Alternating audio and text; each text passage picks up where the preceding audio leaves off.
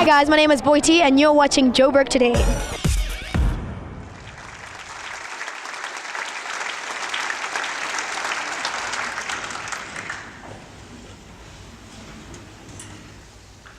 It's a pretty multifaceted profession. You know, there's the musical side of it, which because I'm not actually playing an instrument, it's rather kind of more between the lines. It's how I've interpreted a piece of music, and then how I'm able to communicate it to the musicians in front of me. And you know, as with any skill, you know, there are varying degrees of success and degrees of professionalism, and also degrees of greatness. There's, you know, I mean, maybe the best way to talk about it is just some of the great conductors that I worship and think about and listen to and revisit. They all have incredibly compelling personalities. You know, they can step on the box in front of a bunch of musicians and you know, turn a Beethoven symphony, you know, stuff that musicians play day in, day out, war horses, as it were. They can suddenly infuse the piece with a new meaning and kind of brush the cobwebs away from the eyes of both the musicians and the audience, and you know, make the music sound like it's entirely fresh and that it was just, you know, composed yesterday.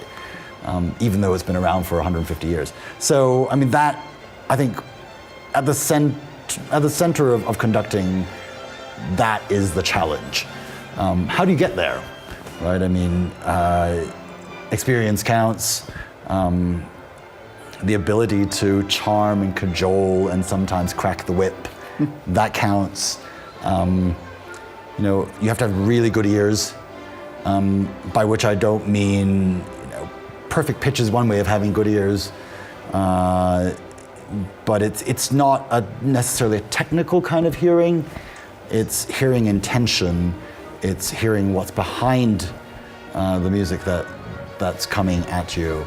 It's hearing whether the music's alive. I mean, one thing that I'm very interested in is that you know, I think a great conductor has to know the history of what they're doing. They have to know who came before them. Because, you know, we're standing on the shoulders of giants. We're taking what other people have done and kind of transforming it, imbuing it with, you know, 2018, trying to find a way of making it relevant for today. You know, and you know, and relevance is very personal. But it's something that I don't think I will ever entirely master. And anyone who tells you that they've mastered it, they're lying. Let's talk about the power dynamics that exist between the conductor and the orchestra. What's that like? Well, first of all, you know, as a relatively young man,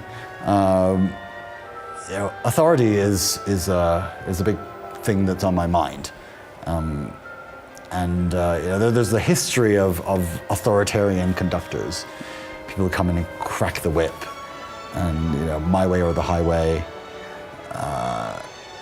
But some of these whip crackers were actually incredibly compelling, and they had life and artistic experiences behind them that meant that whenever they opened their mouth or whenever they made a gesture to the orchestra, it was clear that there was so much meaning behind it and so much experience. So, you know, short of being, you know, an 80-year-old in a 36-year-old body, which I am not. You know, what does this authority come from? How do I convince my colleagues that my interpretation of a piece is worth, you know, their time and effort and energy? Yeah, exactly. I mean, you know, they're coming to work, so there's a way in which it can't just be work. You know, we just do what we're told. But how do you take it beyond that? How do you make it something that everyone actually believes in? And you know, depending on the piece of music, actually, it's different. You know, with romantic pieces, you know, 19th century, especially late 19th century music from Eastern Europe, Western Europe, you know, what can often be really helpful is to have a really deep understanding of where this music comes from, like what it's trying to say, what's the tradition in which it lives, And why should we care, right? I mean, it's a difference between going to a concert and just basically getting a history lesson, or feeling like you're at the museum with no explanations of what the things are.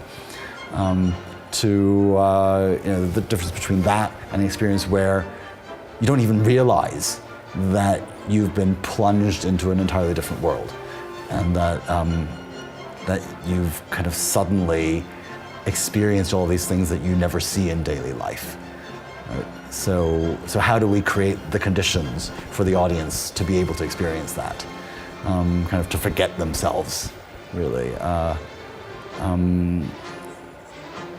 don't have the answers, really. I keep trying different things. I mean, one very interesting thing is to go watch my colleagues rehearse, to kind of see what tricks they have.